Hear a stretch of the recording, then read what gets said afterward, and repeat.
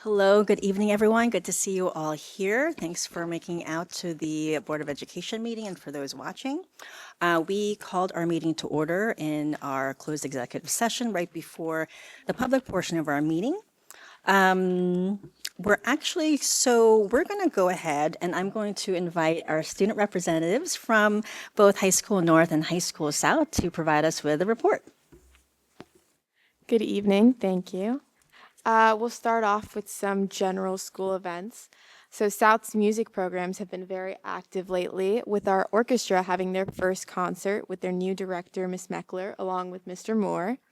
Pretty soon they'll be hosting their children's concert on December 8th, so we're looking forward to that.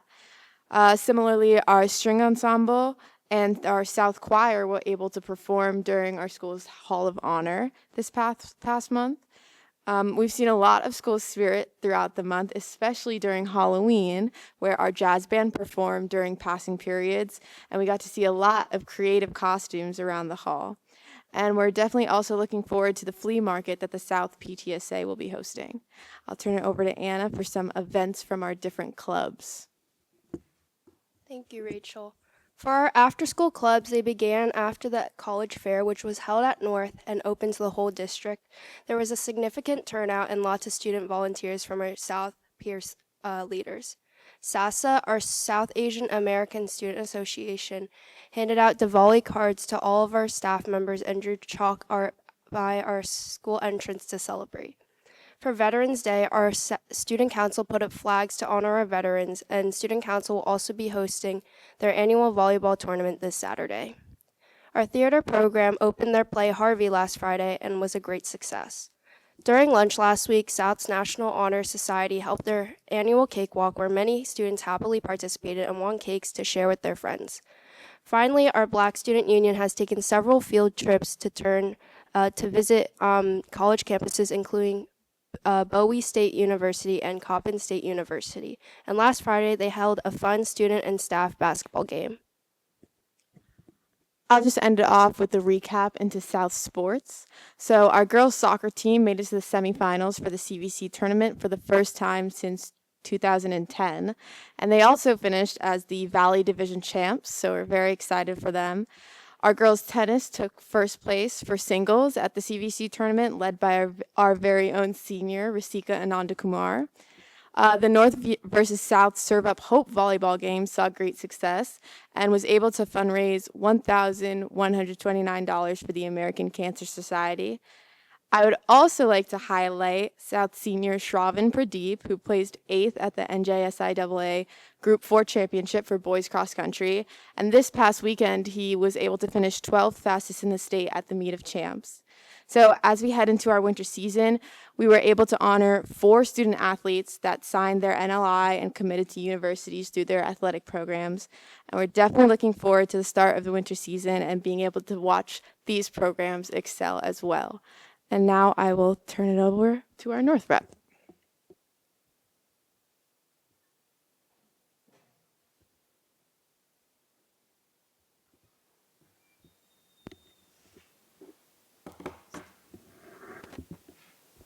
Good evening, everyone. So unfortunately, Johnson couldn't be here today, but to start off, our clubs are in full swing, and we also have fall club applications open as they're up and running, and we're so excited to see what club students can bring to our environment. During Halloween weekend, the National Honor Society held their annual Trunk or Treat event, where students could decorate their cars and dress up in costumes and bring their families and kids from all over where families and kids from all over the community came to collect candy from the students. This year we had an amazing turnout and we're looking forward to next year's event. Many seniors have officially submitted their first college application through early admission. Fingers crossed, we hear a lot of acceptances. AP exam registrations have now closed, and in early October, we had the district college fair at North, where seniors were able to learn more about over 200 colleges. This past weekend, the North Theater put on their play, Too Much Light Makes the Baby Go Blind, which was a huge success. Along with that, fall sports are over with winter sport tryouts taking place over Thanksgiving week, with all of our teams having successful seasons. Most notably, the boys cross country team finished sixth at the NJSIAA Group 3 Championships, and the girls cross country team finished fifth. North's girl volleyball team made it to the second rounds of states, making it the farthest they've been since 2011. Additionally, North has continued to have college visits, which have been very helpful for seniors. And North's Model UN team will be attending their first competition of the year this week from Thursday, November 21st to Sunday, November 24th. And we wish our delegates best of luck. Thank you. Thank you so much, ladies, for that for the reports. A lot of accomplishments to be proud of, and events and fundraising, and it sounds like even more to look forward to. So thank you so much for coming out tonight. Next, I would like to invite Jessica Smedley, our Director of Counseling, for our Program of Studies presentation this evening. Good evening, everyone. I'm on, right? Okay. So tonight we're going to go through some program of studies changes and kind of our timeline for the upcoming year. It's hard to believe, but it's already time to start thinking about and planning for the 2025-2026 school year. So we have some additions to the program of studies and also some minor changes. So we'll just run through those. So first is we will be having, or just go through the timeline, we will be having our traditional program of studies information sessions, one for each of our high schools, or those students who will be attending those high schools. Those are for 8th grade students and families. And then we will also have a second edition of a program we began last year, which is a program of studies night information sharing with all of our supervisors for our students in grades 9 through 11 or going into 10th through 12th grade, because we found that, and this was an idea from Dr. Gould, and we started it last year, is that we talked to, and we have traditionally had an opportunity to talk to all of our 8th grade parents and students about the opportunities for 9th grade, and we talk about creating the 4-year plan, but then we didn't really ever have an opportunity to highlight some of our upper level course offerings, courses, and generate interest for and talk about a message to families in a wider arena, new courses that we would have coming on board. So that was successful last year, so we will be doing that. That will be in January, and they will all three will be Zoom webinar style. We do also record those events so that in the case that you're unable to make it, or you want to go back and reference things, you can find all the information there along with the slide deck, and we post that on our YouTube channel. We do collect schedule requests, so elective requests from students, and that data will be entered into the Genesis parent portal. And then after that information is gathered, each student will get a chance to meet with their school counselor. For the 8th grade students, the high school counselors come into our middle schools to meet one-on-one with each of the students. We anticipate that happening starting in February, and that does take us about 6 full weeks to do because it's a lot of students to meet with individually. So that will happen from February until the end of March. And then finally, just with change requests. So we have a 2-week period that runs from August 1st to the 15th for students to make changes. What I would just note for everyone about that is that we encourage everyone to start, once we publish the program of studies, the board approves the program of studies document, we'll publish that on our website. Then I would strongly recommend that families and students start taking a look at that document. It's long, but it does have, it has all of our policies and practices referenced in there. It also has a course description for every course that we offer at both of our high schools. And it takes some time to get through that and read through it. But what I like to say is the more time that that families can engage in conversations about course interest and courses that are of interest to students, not only for the upcoming year, but even looking ahead as we go down the road. It can be a little bit of a daunting task to say to your 13 or 14-year-olds, okay, we're planning the next 4 years. And you want to have some idea of the end in mind and taking a look at, well, I know that I want to take this particular course. I know that I want to take AP African American Studies while I'm in high school. And so you can take a look at prerequisites and how that might fit in. And there is a worksheet available to all students in the program of studies and listed on the website that you can do that. But those are things that we don't want to wait until the night before the student's individual meeting with their counselor. Those are important conversations to have, and even ones that are not necessarily all done in one sitting. I think it can get overwhelming if you try to do that. So we do encourage those conversations to happen in January and early February, so that but by the time it's time to sit down and do the data entry and make those actual course selections in the parent portal, that you've had the conversations, and you can get that done. And then the meeting with the counselor is to answer any questions the student might have and just confirm those choices that you made as a family. Okay, so we have really excited to announce we have pending board approval. We have an addition to our summer course offerings. So these have been highly popular. Again, this is pending board approval, but the name of the course is Asian American and Pacific Islander Studies. It will be worth 2.5 credits. It is open to students entering grades 9 through 12. And this would be the second course in our ethnic studies, our first one being approved by the board last year, which is AP African American Studies. And this study aligns with the law that requires Asian and Pacific Islander studies into our curriculum. So we're excited to introduce this. We're hoping for the board approval here tonight.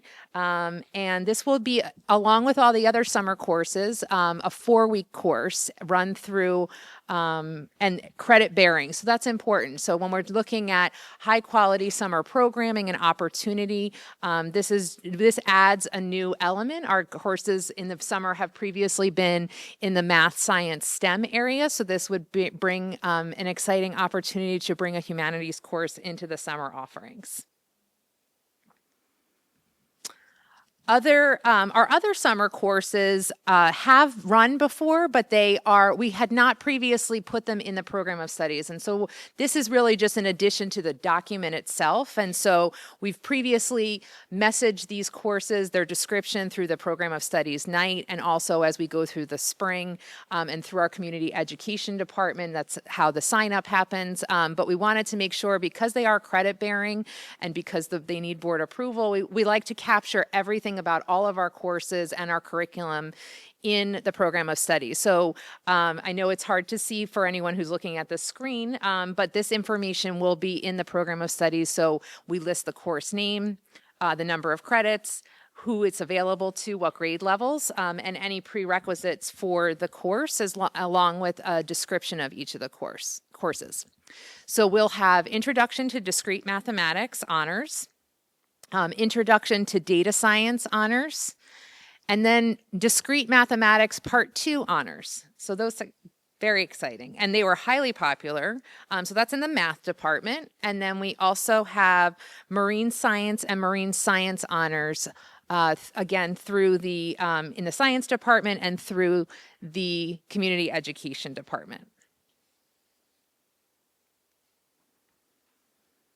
Next, for some changes and really expansion this year, very exciting. And in the late summer, we got word that the president of the College of New Jersey made a decision to expand, really for equity and access purposes, expand the offerings of the dual enrollment program across the entire state. So previously, we have had relationships. We signed a relationship or an agreement with Middlesex County College for during the middle of last year, which allows our students to earn both community college credit and high school credit. And so that would be transcripted. It's at a deeply discounted tuition rate.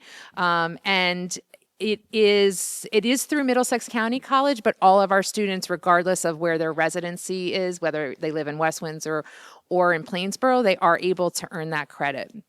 The expansion this year is with TCNJ. So prior to this year, the rules around who could teach and which courses we could name as dual enrollment and enroll our students in on the college side was dependent on our teacher certification and background and degree holding. So that limited our offerings because we know that a lot of our teachers, while so many of our teachers pursue their master's degree and even doctoral degrees in one area, it's not too common for people to pursue a master's degree specifically in the subject area. We see more frequently a Master of Arts in Teaching. We might see a Master of Arts in Educational Administration or Curriculum and Instruction, I would say, are probably the three most popular. And the colleges up to this point, including TCNJ, were requiring that master's degree in the subject area. So we weren't necessarily able to offer it. Also, for equity purposes, sometimes we might have a teacher who has that degree at one of our high schools and not the other high school, and so we want to make sure our offerings mirror each other at our two high schools. So this expansion really took away that requirement and looked more at what are we actually teaching, what does our curriculum look like, and that has been deemed to match, that it's closely enough matched and sufficient enough to match the rigor of the courses taught on campus at TCNJ. So that allows us to offer dual enrollment through TCNJ for every single one of our advanced placement or AP courses. So that was a huge, it more than doubled our offerings. And there also have been matches in dual enrollment to non-AP courses. So for example, our Child Growth and Development course is eligible for that. And that has really been through the work of Dr. Gould and the curriculum department and the supervisors really taking a look at a close look and a deep dive into the curriculum to make sure it matches what the colleges are teaching so they can justify the awarding of the credit. But really exciting opportunity. We saw a very significant increase. I'm not good enough at mental math this quick when I didn't write it down ahead of time, but I would say we're probably at like a 200% increase of or higher. So about 65 students total took advantage of the opportunity where we saw very few being able to do that because of our offering number in prior years. So really excited for that. The cost of these courses at Middlesex this year was, this is year by year and the college sets the price, but this year it was $150 for the Middlesex courses, $550 for TCNJ courses. We do offer and we will continue to offer opportunities and sort of grants or scholarship for those students who are on free or reduced lunch if they'd like to take advantage of this opportunity. And up here on the screen and in the presentation you'll see on the website, we do have all of the listing of our dual enrollment offerings, so you can check that out, and as well as the FAQs. So it would be its own presentation, probably its own webinar for me to go through all the intricacies of what college credit and transfers look like. It's also highly dependent on the college. It can depend on the university, it can depend on the program within the university or college, and it can depend on even the major. And so what students are coming in with. The other thing that sometimes impacts it is some colleges and universities don't want to take what we call double dipping for dual enrollment. So just for example, whereas Rider University may take an AP English class, and they'll count that towards their English credit. Another school, like let's say Rowan, will say, and I don't know this to be true, I'm just using them because they're two schools in New Jersey. Rowan may say, we'll take it and give you the credit towards your 120 credit graduation requirement at the university, but we'll count it towards your general electives or your general courses because they still want you to take their college's English class. And I can tell you 100%, with 100% certainty, that is what Rutgers University does, all schools within that. So so a lot of intricacies. We wrote some FAQs. I think probably the number one thing that we like to message is that it's important to ask that question. A lot of times people ask us in the counseling office, what questions should I ask when I'm interacting with a rep? How do I know if these courses are going to transfer? For within New Jersey, there is a website, newjerseytransfer.org, that you can actually plug in the course title and the course number on the college side, and then the course or the school that you want to be attending. Again, these are state universities in New Jersey, and you can see how they actually publish how they work that into your program. So everybody outside of New Jersey, private schools, it's really a great question to ask when you're on a college campus or interacting with a college admissions officer. If you're chatting them, if you go to an open house or an info session, those are great questions to keep on your list, because it really could make a difference with the expansion of our offerings. Within the next few years, we could be looking at students graduating here with between 30 and 45 college credits. So for anyone doing the math, that could be a savings of anywhere from $10,000 to $60,000. So lots of good offerings. Okay, then just some other program of studies updates. We have a lot of language changes. So one of the things, the state of New Jersey has switched their nomenclature about English language learners to multilingual learners, and so we are making that change as well. That's really, New Jersey took the stance that this is, that having an understanding and being knowledgeable in multiple languages is an asset, not a deficit. So English language learners, a little bit more of a deficit thinking, where multilingual learners, they're coming in with a strengths-based approach. So that's just a match to the New Jersey language. Updated descriptions for Algebra 2 Honors, and Algebra and Trig. And these are just descriptions to match the language used in the storyboards, which were approved as part of the curricular and standard revisions this past summer, in summer of 2024. Same with the updated descriptions for AP Biology, Chem Honors, and AP Chem. That's also some changes in scope and sequence that happened as a part of the approved curriculum revisions in the summer of 2024. We have updated descriptions for Art Foundation, Drawing and Painting 2 and 2 Honors, Sculpture and Ceramics 1, Sculpture and Ceramics 2 and 2 Honors, Computer Art and Design 1, Computer Art and Design 2 and 2 Honors, Photography 1, Photography 2 and 2 Honors, AP Art Studio, and AP Art History. So same changes in scope and sequence are the changes there. Then we have an updated course name. So what was previously Student Research in the Social Sciences, we changed to Research in Sustainable Development, CP, and Honors. And the course name and multi-level possibility was changed to try to yield more interest in the course. It hasn't run in the past few years, and so we're trying to draw attention to it, and also any changes, and kind of just get students in that interested in that, taking that. And then we have updated course names from Dance 1 to World Dance, from Dance 2 and 2 Honors to Honors Dance Technology.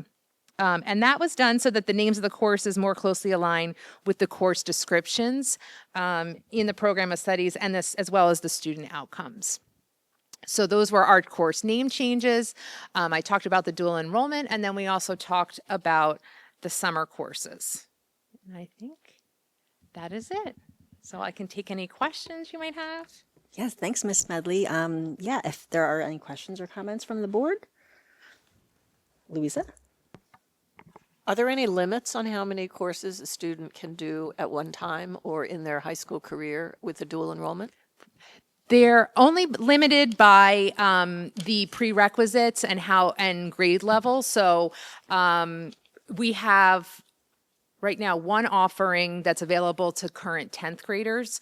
Many of them are just available to 11th and 12th graders. So it is technically limited because it's limited by the number of slots you have available in the 4-year period that you're in high school. Yes. Go ahead, Dana. So following up on that question, well, first, thank you for your presentation. Sure. I just appreciate it. So is there a limit that, say, like Rutgers or some other of our state schools will have on the number of dual enrollment that they will count towards your degree? Like, what if a student did 15 I don't know, or something. 15, right. like some students do the AP courses, like. There generally are limits in various areas. So there is such a thing called guaranteed transfer. It's not super well understood. So guaranteed transfer, which you can read more about on the NewJerseyTransfer.org website, went into law, I believe, in the late 90s, maybe early 2000s, applies and is the guaranteed only when a student completes a full associate's degree, so between a 60 and 66 credits. So any courses taken, and kind of just put the dual enrollment aside, if you consider that they're actually earning, let's say, 30 credits at Middlesex County College or at TCNJ, you can take those credits, put them at the community college, complete your associate's degree, and then Rutgers, Rowan, all of our public schools have to take that full 60 to 66 credits into the 4-year program. That's the guarantee. Most schools do not limit the total number, but they limit through, does it meet the humanities requirements? So by and large, in a general education program at a 4-year university, you have 2 English classes, 2 math classes at least, 2 natural sciences, humanities, whatever other sort of requirements they put in place. So the limits tend to be in those required areas where they might take, let's say they have 30, and that represents 3 science classes and 2 English classes and other ones as electives. They would put all of that in that sort of choice or elective. It's really highly dependent, even as you get into major, whether that is goes into the major. So, right, we add another layer on when we go to a college, that now you have a major and a minor, or a double major, or major requirements, i.e. education, like that's got its own layer. So now we're layering sort of like Venn diagrams on top of each other. So there are typically limits on the number of dual enrollment courses that they will allow into the major. So if we're looking at the 120, by and large, they will take them. Where it goes into the slots of sort of like the chart, almost like how I was talking about the 4-year chart of high school, how that fits into the 4-year chart, or less or fewer if you have enough dual enrollment credits. You might be looking at a 3-year program instead of a 4-year program. How that fits in the chart is something that I would recommend that anyone who has curiosity about that, and even as you get closer to admissions, and certainly before you make a decision about enrolling in the college or university, request an appointment to go through your specific scenario so that you understand what you're committing to, and also both for planning purposes, attendance purposes, but also financial purposes. Loy? Thank you for your presentation. That's the second time I heard it, so it's wonderful. But I just wanted a comment. I just wanted to say I think it's such a wonderful idea that started last year, Dr. Gould's idea about having the rising 9th to 11th grade parents also have a separate program of studies night. Because I think there's a lot of questions that come up afterwards, from 8th to 9th. I just wonder, how is it communicated to parents and students so that they can join? Because I think I missed it last year. So I'm just curious how that is communicated. And then the second is, I think it's also wonderful about the expansion of the summer offerings. I think with students taking courses in district, and this new course, and pending board approval, the Asian American Pacific Islander course is also going to be really, I think, beneficial for our students. So I think all these summer offerings, I'm sure parents are very appreciative that there's classes that our older students can take during the summer, because it's always hard to find some things for them to do in the summer. I just had one question about, I know you said the free and reduced lunch. Are they for the program, no, excuse me, for the dual enrollment? Are they communicated, those students and families, about the offerings? How is that? Is that in the email as well? Sure. So I'm going to do that question first. So for communication, we know who is on that list, and the counselors specifically meet with each student to make sure that they understand the offering. So general communication to everyone, it is communicated within our general one. Here's the program, with information that if you need financial assistance, or if you're a part of the free and reduced lunch program, please see your counselor for more details. But we did do outreach and follow-ups to make sure that, because sometimes we do send these emails to students, to any family who's opted in, and also to their counselors, to try to connect all parties together of making sure that we're drawing attention to things. But we know life happens. We get a lot of emails. And so we do generally try to message each item at least 3 times, like here it's coming, here it is, here's a reminder, final reminder, here's the deadlines.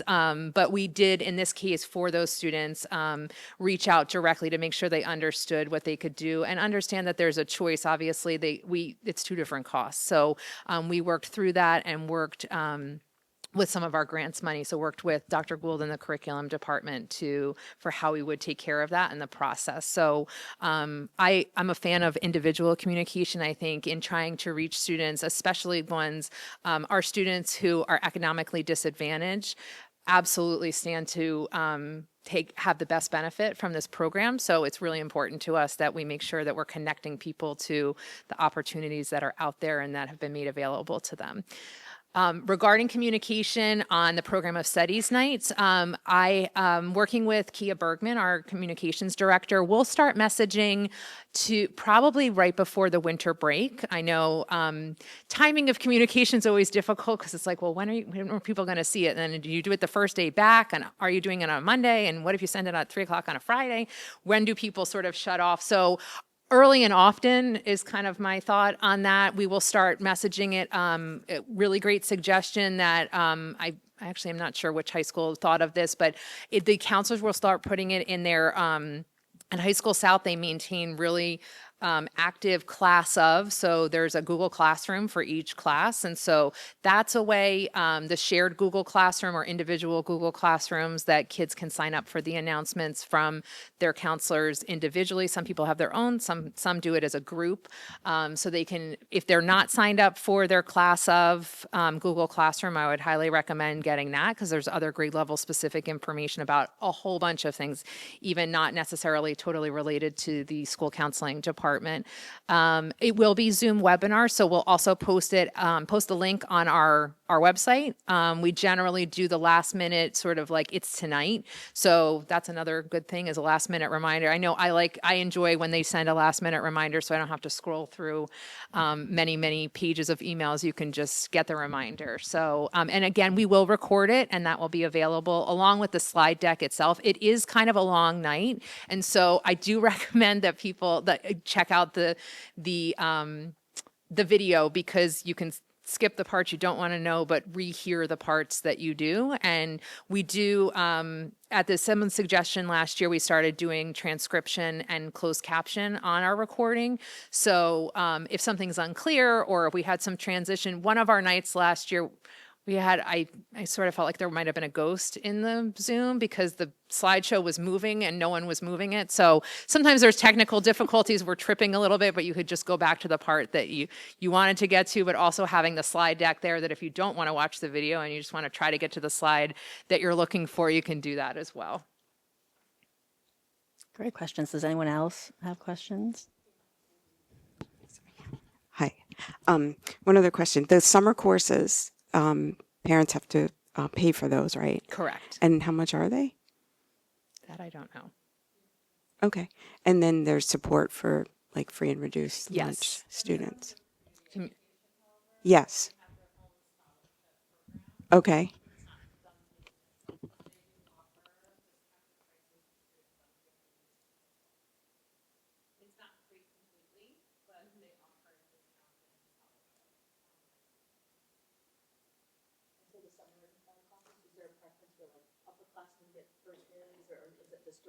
It is first come, first serve. So definitely want to be on the lookout for that. Very popular. I think we maybe started with waiting lists last year for our math classes, didn't we? Yeah. And rising ninth graders can do Rising it. ninth graders can Right. do that. So yeah, that's one of the areas that we even heard about from some representatives with the PTAs and PTSAs that we heard from this morning. That yes, like looking for and deciding on summer programming.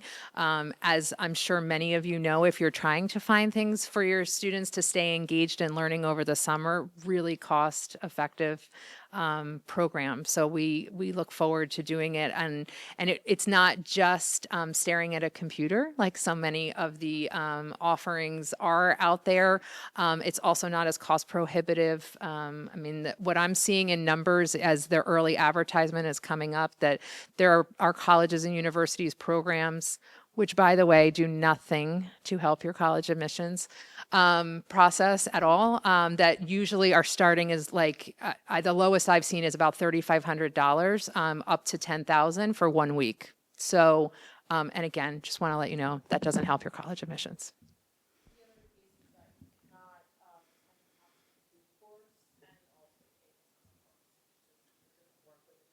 Right. So, and we want to see them engaged with our learning. And I will say, just on the, I said this morning, I say it every time I get a chance to have the podium, so I'll just go ahead and say it again. There is no formula. Nothing is a part of a formula. There's no formula to getting into the most competitive colleges. There's not a one thing. There's not something. So many families ask that, and even if they're not saying it and asking it, they're feeling it. Like, just tell me what I have to do to get my kid in. There's not an answer to that question. However, if we were really going to weight an option 2 course versus full engagement with our instructors in a credit-bearing environment, in person in your own district, that's going to be that. If anyone's making a judgment about that, I guarantee you that will be given more weight than an option 2 summer class. Great, right.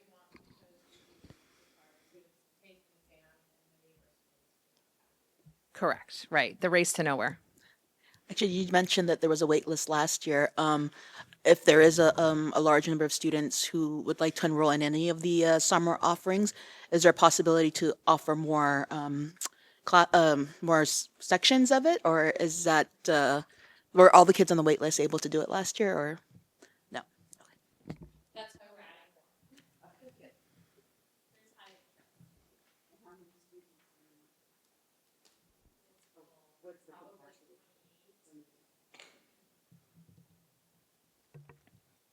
Go ahead, Liz. Just wanted to thank you also for your presentation. Just had a question. I see the new summer course about Asian American Pacific Islander studies and both levels. Is there consideration for other types of studies in other regions of the world, Middle Eastern studies, or others perhaps that we can pursue as well, consider looking into? I think one of the things that we think about too is we need to make sure that we have resources and we have the ability to provide teachers with professional development and the supports in order to teach the course as well. So specifically for Asian American Islander studies, we have that ability. We have many organizations in New Jersey specifically. We have some parents that were part of creating the current law that have volunteered and have written state curriculum around this work. And so, as we're taking on new ethnic type courses, we also look for what are the partnerships that we have available to us as a district. So AP African American Studies started with other school districts around us that had taken that on, and now we're following suit. And the same with Asian American Pacific Islander will be one of 3 districts in New Jersey that offer a course. Another comment, actually. I'm so glad to see that these options are available for students at a really reasonable, affordable rate for the most part for the summer, and does help keep them engaged. Both of my kids were involved in it, and it was they never complained, and it was very engaging. So it was, I thought, developed really well. And I'm also, appreciate seeing the restriction about the not to participate in option 2, because it just, kids do need a break too. Also during the summertime, and to encourage that downtime is helpful, and to emphasize it. Great. So thank you. Well, thank you, Ms. Smedley, for sharing all the wonderful information. Just my 2 cents is that I love your mantra of communicating early and often. In this day and age of information overload, it is helpful to have that reminder, many reminders actually. And you echoed, I attend the PTSA meeting with the counselors there, who are so knowledgeable about the whole college application process, as it is in this day and age and in this country. So I know not everyone can attend the PTSA meetings when they are scheduled. So I hope people take advantage of reaching out to the counselors, both parents and students. Absolutely. Thank you so much. Thank you. I'm going to turn it over to Dr. Adderhold now. Great. Thank you. And thank you again to Ms. Smedley for her presentation. Just a reminder to the board and to the public regarding the process for the program of studies. Tonight is the presentation. There'll be an opportunity for the members of the board, if there's any questions or feedback, to please submit those to Dr. Gould, to myself, and they'll be going back to the curriculum committee on 12/3 for the committee meeting, and then we'll actually vote for the adoption of the program of studies at the 12/10 board meeting, right? And that was done purposefully so that the board gets an opportunity to hear it, think about it. If you have questions, raise them, and then we'll bring that forward to curriculum and then back for a full vote. And so that, from a process perspective, also wanted to just take a brief moment while the Board of Elections in Mercer and Middlesex are going to be certifying. We believe this week is the statutory deadline. I believe tomorrow. Is it really? I thought it was the 20th. We heard from Middlesex, but we'll hear. We know this much. We know that our colleague Rachel Giuliani did not run, so we thank Rachel, and we'll have an opportunity at the next meeting to recognize her for her 10 years of service to the Board of Education. We know that Liz ran unopposed in West Windsor, so we know we can officially congratulate Liz on her reappointment to the Board of Education with an unanimous consensus vote of 9,000 plus. And we have a strong sense of where the Plainsboro election is, as the current tallies are well over 1,500, 1,700 up for two of the three candidates. So while I can't say, because until it's certified officially, we have a strong leaning for Pusha Bansal and Ajanta Shah, who's in the audience tonight, that they'll be the next members of also to the board. So tentative congratulations to all of you as we wait for the official certification. And a thank you to Hanif Bayak to put himself out there and to run for the board, to show the interest and the community engagement. It does mean a lot that we have community volunteers. As we met with our PTA and PTSA leaders today, schools rely on folks that give service. As the 9 members of this Board of Education do this all for no compensation, but for the love of community.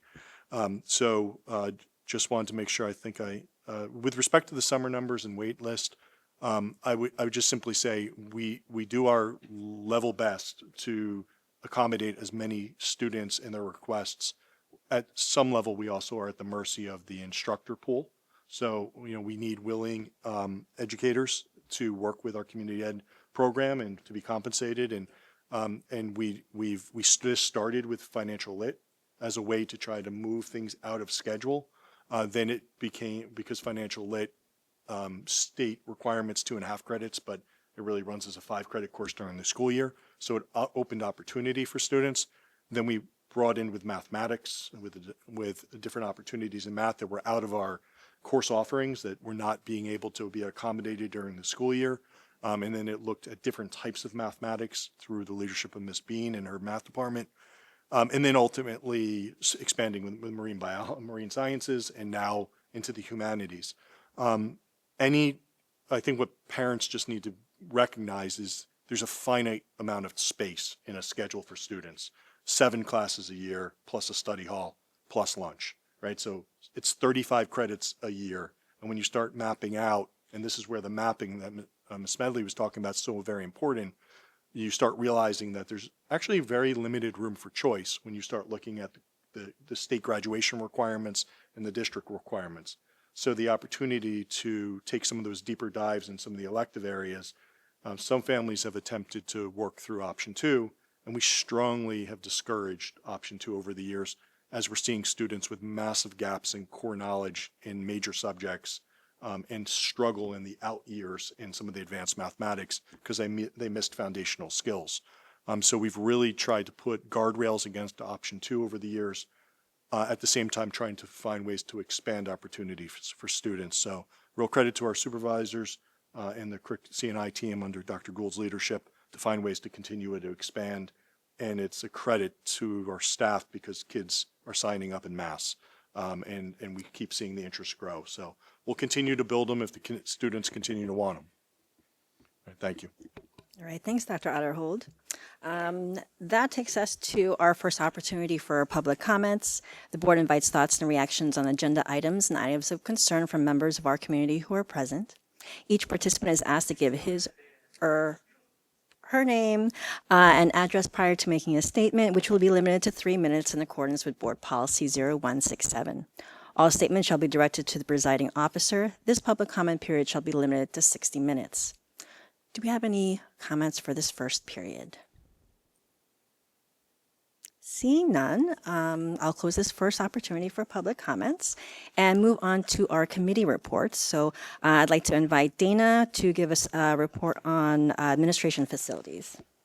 Hello, everyone. Good evening. The Administration and Facilities Committee met on November 12th.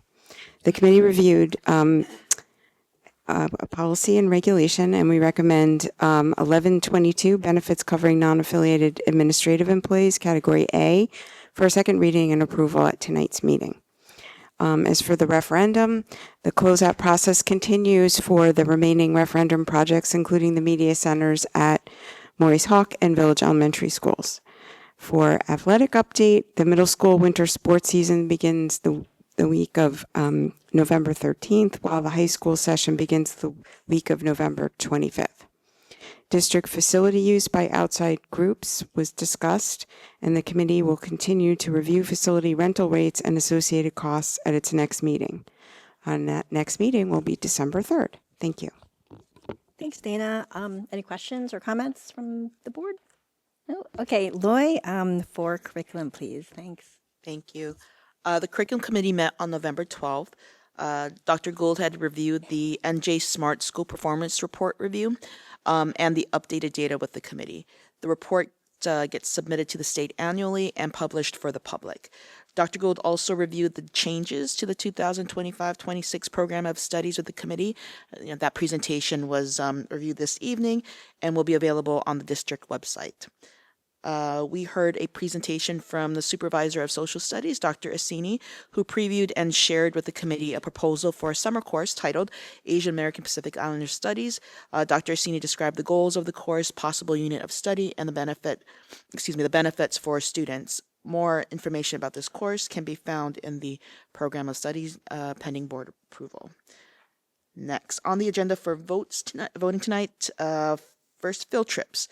The first field trip for both high school north and south, Model UN to Philadelphia from January 23rd to the 26th, with the cost approximately $550 per student for north and $500 for south students. And next, the Model United Nations, both high schools to Washington, D.C.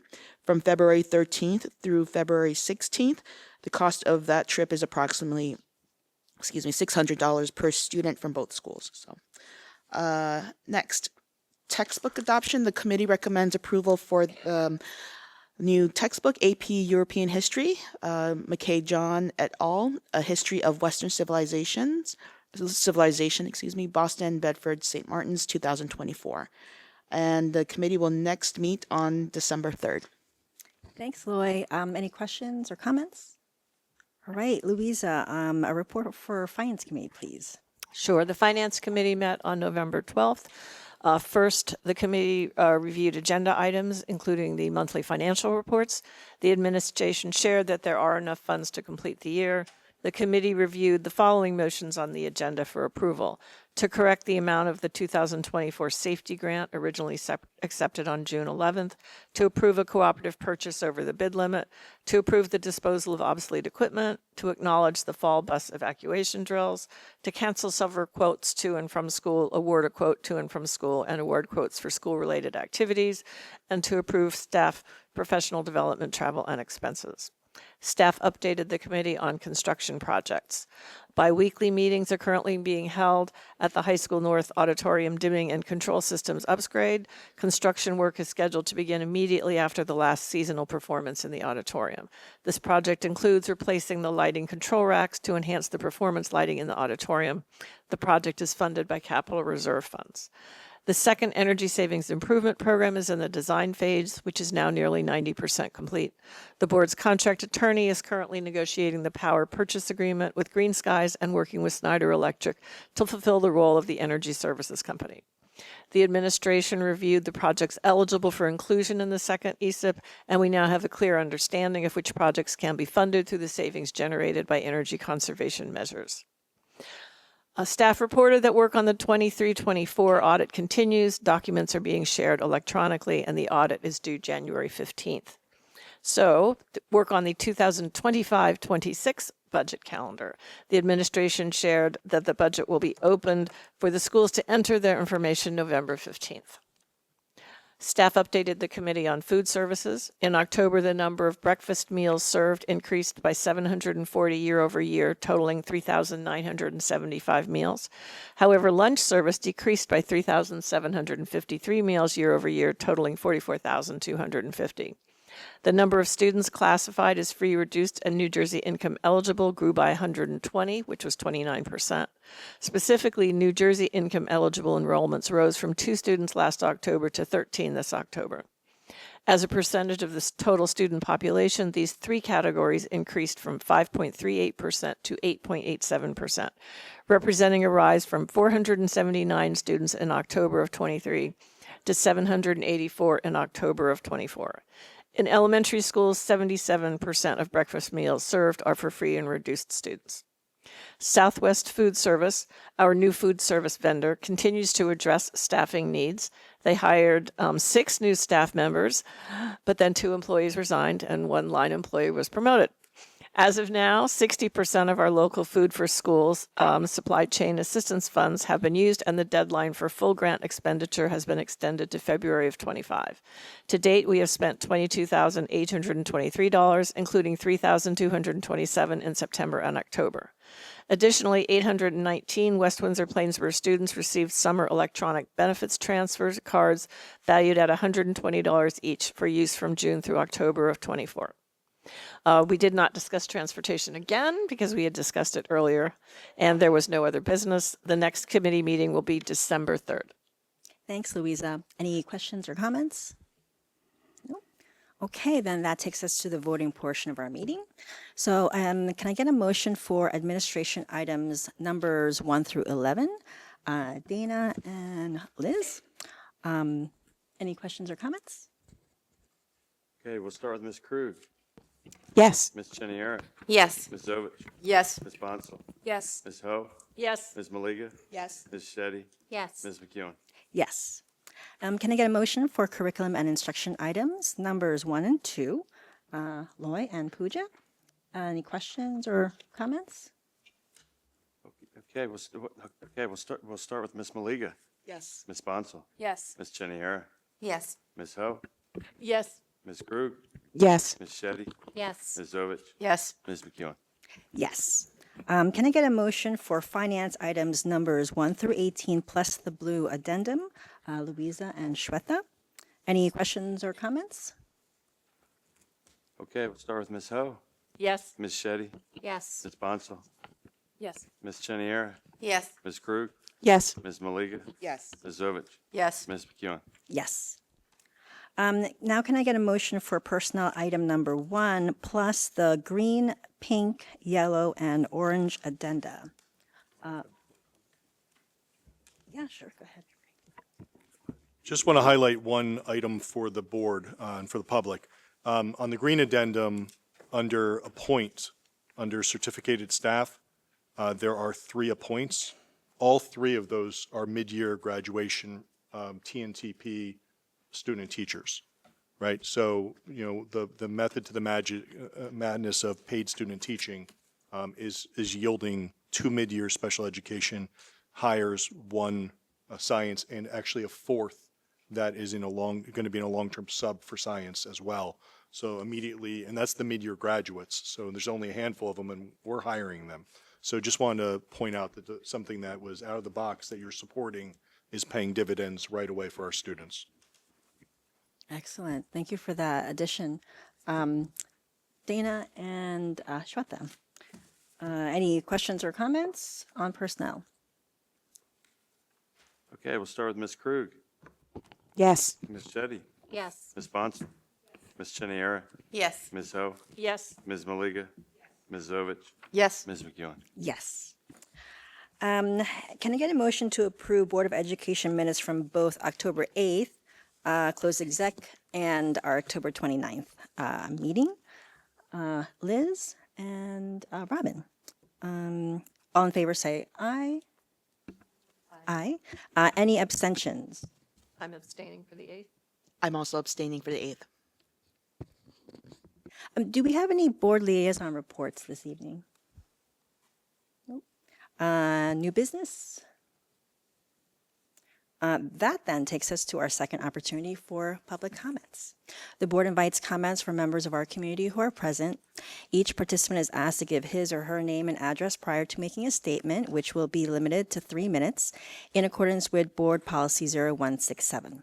All statements shall be directed to the presiding officer. This public comment period shall be limited to 15 minutes. Do we have any public comments this evening? Oh, please. Oh, go ahead and speak into the microphone, please. Please pass it to Dr. Russo.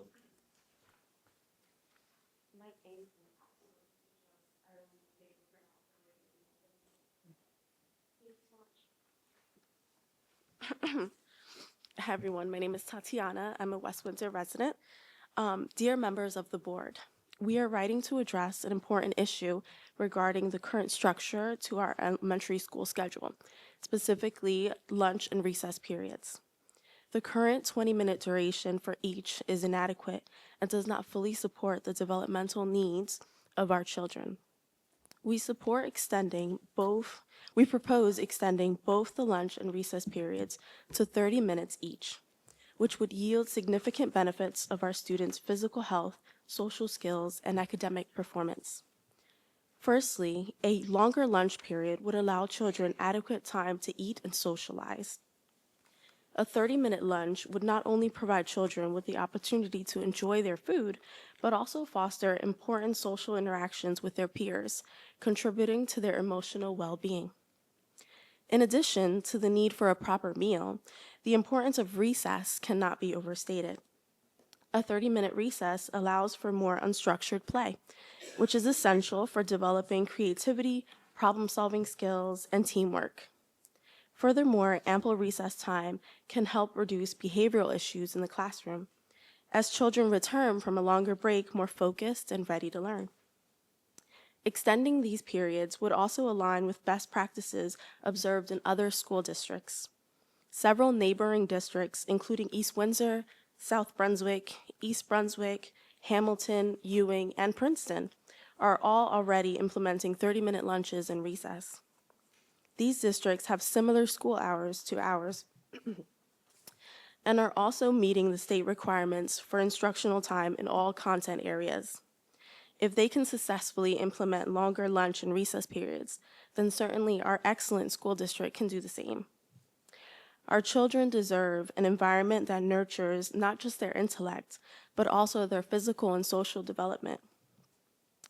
This is why we urge the Board of Education to extend the lunch and recess periods to 30 minutes each.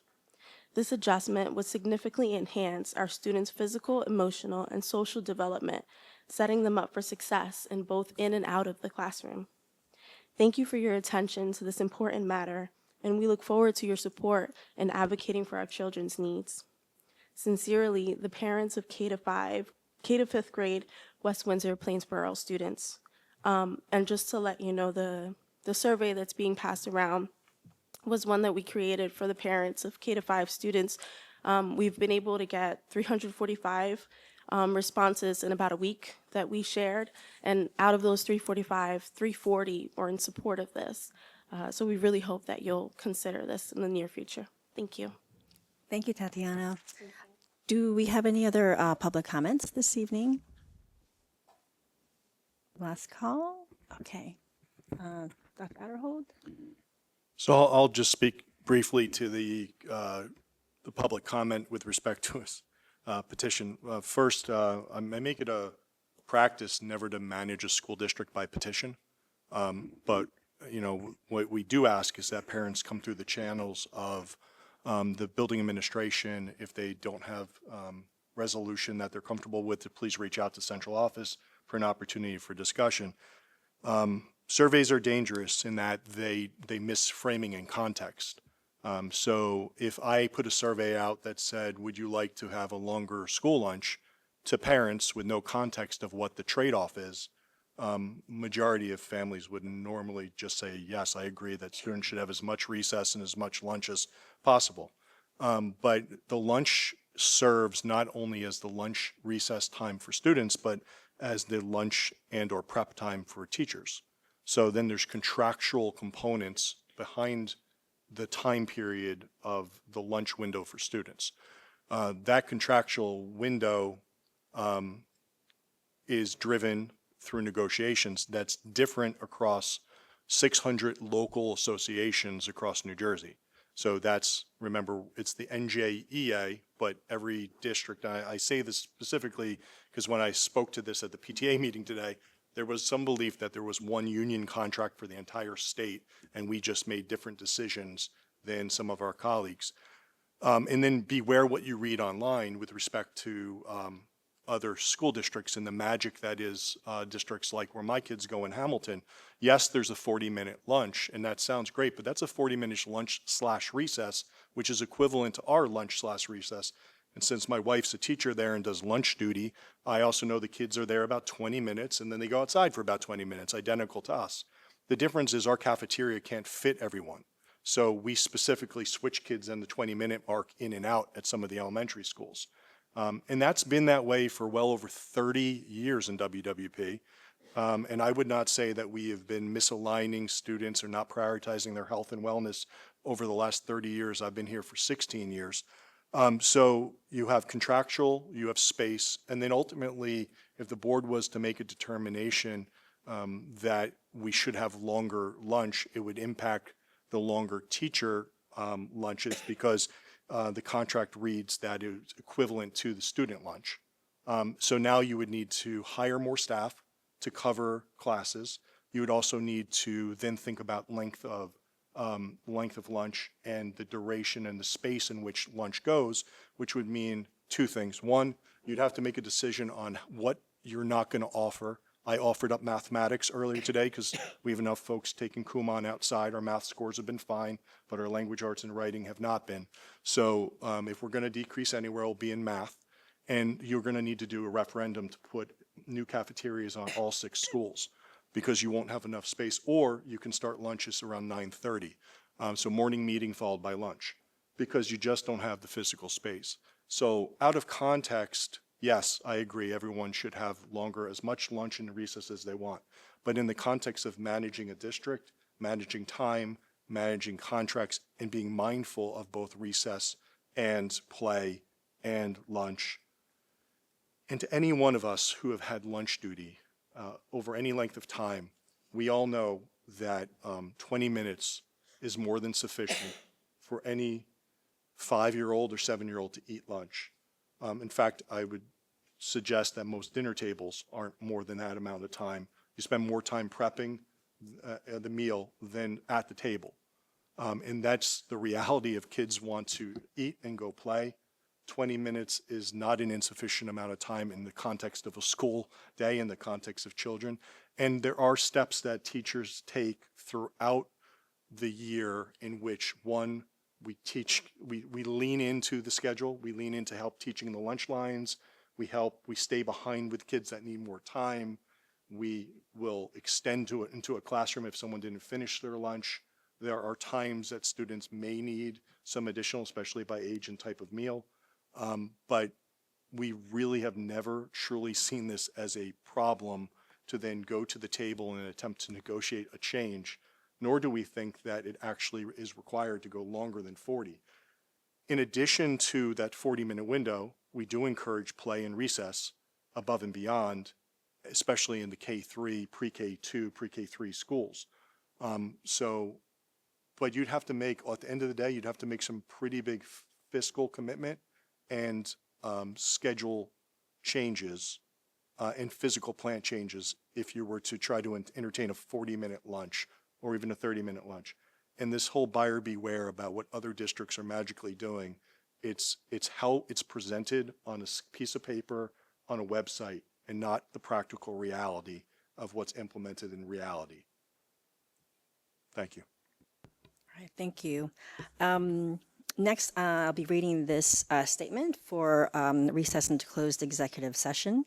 Did I officially close the public comment, though? I forgot. Yes. I did. Okay.